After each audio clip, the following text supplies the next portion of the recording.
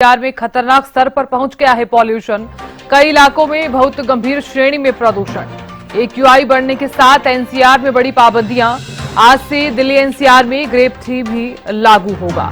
तो हरियाणा में भी कई जगहों पर प्रदूषण से हाल बेहाल है।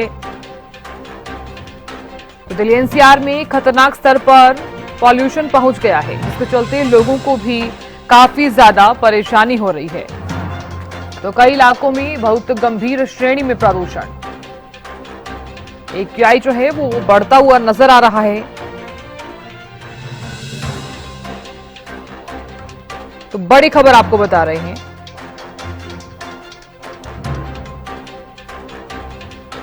क्योंकि लोगों को सांस लेने में काफी ज्यादा दिक्कत हो रही है और इसी के साथ ही आंखों में जलन हो रही है। तो इसीलिए हरियाणा न्यूज भी आप लोगों से ये अपील करता है कि आप खुद का ध्यान रखिए, अपने परिवार का भी ध्यान रखिए। अगर आप घर से बाहर निकल रहे हैं तो खुद को कवर करके निकलिए, मास्क जरूर लगाइए। तो तमाम तरह के एहतियात आप बरतते रहिए, भारी एक्टिविटीज को आप कम कर दीजिए। तो अगर आप पॉल्यूशन से बचना चाहते हैं तो सावधान हो जाइए। तो दिल्ली एनसीआर में खतरनाक स्तर पर है पॉल्यूशन और बढ़ते पॉल्यूशन की वजह से दिल्ली में ग्रेड 3 लागू कर दिया गया है। तो खतरनाक स्तर पर है पॉल्यूशन। कई इलाकों में बहुत गंभीर श्रेणी में पॉल्यूशन।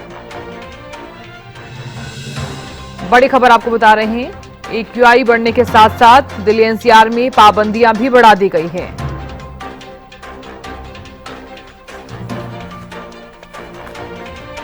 और चलिए अब आपको लिए चलते हैं करनाल में। हमारे संवाददाता जुड़ गए हैं महेंद्र सिंह। महेंद्र, देखिए दिल्ली एनसीआर के साथ साथ हरियाणा में भी पॉल्यूशन का जो लेवल है वो बढ़ता हुआ नजर आ रहा है। क्योंकि कुछ दिन पहले भी हमने देखा कि करनाल में वायु प्रदूषण जो है वो काफी गंभीर स्थिति में दर्ज भी किया गया था। जितना एक्यूआई बढ़ता हुआ नजर आ रहा है, क्या इसका जो असर है वो करनाल में भी देखने को मिल रहा है? देखिए, जिस तरह से प्रदूषण की मार पूरे उत्तर भारत एनसीआर पर पड़ रही है, इससे करनाल भी अछूता नहीं है। करनाल की बात करें तो बीते 3 दिनों में एक्यूआई लेवल एक बार फिर बढ़ा है, क्योंकि प्रदूषण का स्तर बढ़ता हुआ दिखाई दे रहा है।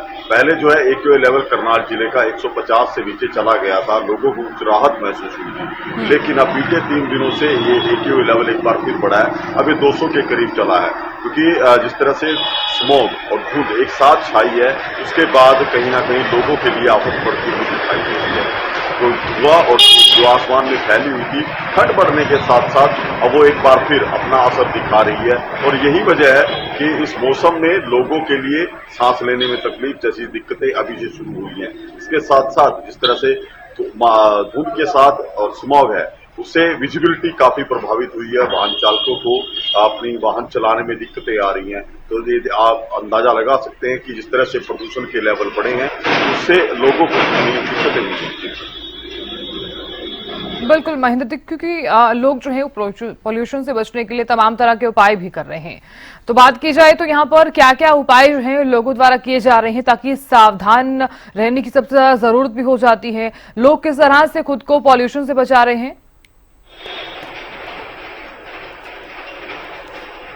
प्रदूषण से निपटने के लिए चाहे वो सरकारी स्तर के प्रयास हो, प्रशासनिक स्तर के प्रयास हो या आम लोगों के स्तर के प्रयास हो, वो जरूर किए जा रहे हैं। क्योंकि आप देखें कि जैसे ही पोल्यूशन के लेवल बढ़ते हैं, प्रशासन की तरफ से, पोल्यूशन विभाग की तरफ से नियम कड़े किए जाते हैं। इसके बाद आती है बारी आम जन की, पब्लिक क्या करे, प्रदूषण से किस तरह से निपटे। वो भी अपने अपने स्तर पर प्रयास किए जा रहे हैं। लोगों को भी हिदायतें दी जा रही हैं कि किसी तरह के कूड़े कचरे के ढेर में आग न लगाएं। इसके बाद बाहर निकलते समय मास्क का इस्तेमाल अवश्य करें, आंखों पर गोगल्स जो है जरूर लगाएं। डॉक्टर जो हिदायत दे रहे हैं, खासकर जो बुजुर्ग जो हैं जिनको सांस लेने में दिक्कत होती है, वो ऐसे मौसम में सुबह और शाम के समय विशेष तौर पर घरों से बाहर ना निकले। क्योंकि धुएं और धूल की जो चादर है वो सबसे ज्यादा असर जो है सुबह और शाम के समय करती हुई दिखाई देती है। चलिए महेंद्र, बहुत शुक्रिया पूरी जानकारी देने के लिए और तस्वीरें भी दिखाने के लिए। तो देखिए हरियाणा में भी जिस तरह से इसका जो असर है वो देखने को मिल रहा है। यहाँ पर भी लोग काफी ज्यादा परेशान नजर आ रहे हैं। बढ़ती एक्यूआई के चलते पाबंदियां जो हैं वो भी लगातार बढ़ा दी गई हैं।